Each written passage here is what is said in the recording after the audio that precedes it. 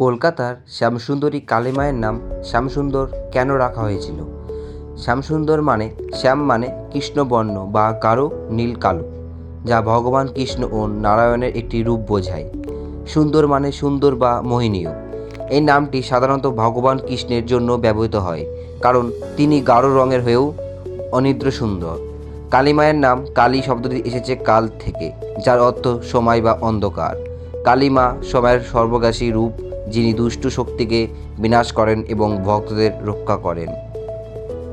এবং শ্যামসুন্দর ও কালী দুজনেই গাঢ় বর্ণের হলেও শ্যামসুন্দর শান্ত, স্নিগ্ধ এবং প্রেমের প্রতীক, আর কালী মা ভয়ঙ্কর, শক্তিশালী ও সংসারকারী।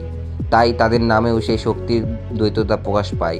তাই এই জন্যই কলকাতার শ্যামসুন্দরী মায়ের নাম শ্যামসুন্দর রাখা হয়েছিল। তো কমেন্ট করে সবাই জানাও জয় মা কালী। আর যারা যারা আমার চ্যানেলটিকে এখনও সাবস্ক্রাইব করেনি, অবশ্যই তাদের এই চ্যানেলটিকে সাবস্ক্রাইব করে পাশে থাকা বেল আইকনটি বাজিয়ে দিন।